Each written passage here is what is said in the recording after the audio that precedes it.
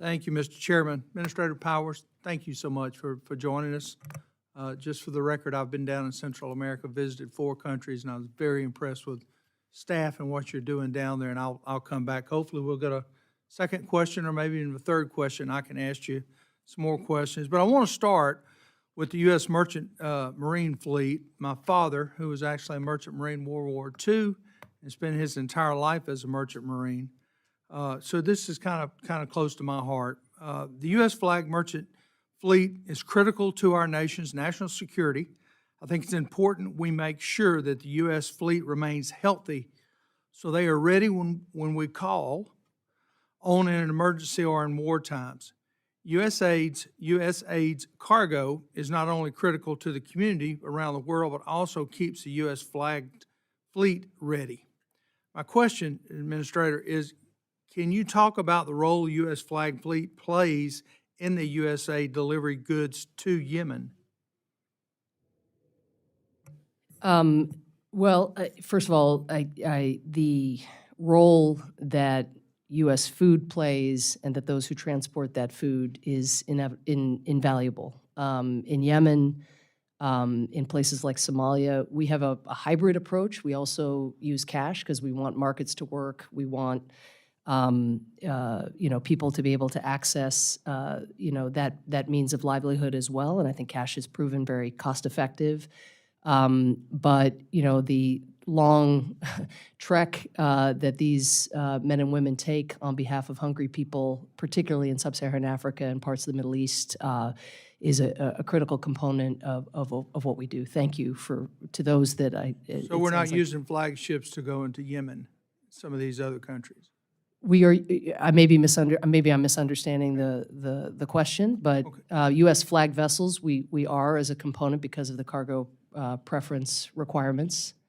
Okay, into Yemen. I believe that we U.S. Well, I'm not actually sure which countries U.S. flagged vessels are traveling to at this time. I was more speaking to where we provide food assistance. That wasn't a trick question. I was trying to get see if you had a clear answer on. I'd also like to take just a moment and thank all of our merchant marines for all they do and the hard work of getting goods from here to wherever there is in a timely manner. In my travel to Central and South America, again, I was very impressed with the work that I saw down there. I'll tell you, my life will never be the same when they bring a 9-year-old girl out and you stand there holding her hand and you find out later she's been raped multi-times over many days from Venezuela all the way to the American borders, to be turned around and sent back and being held in one of these homes so they can find someone back in Venezuela. My life will never be the same. And those are the stories that we need to be talking about.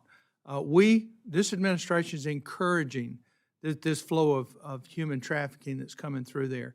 And as I went to these facilities that y'all do a great job of managing and running, the pimps were outside the front door heckling and hollering at the girls to come join them. This is with military presence with us. I've never seen anything like it in my life. So you've got me.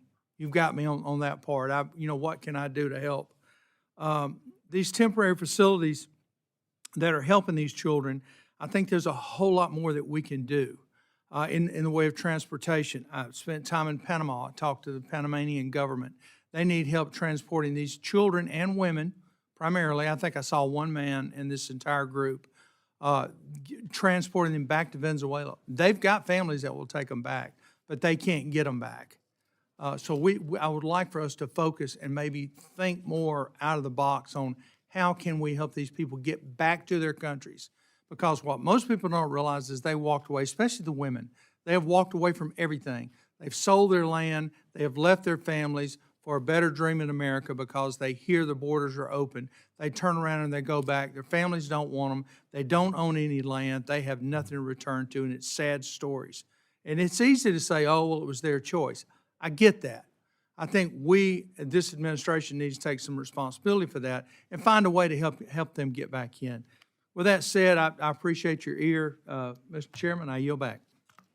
Thank you, Mr. Carl.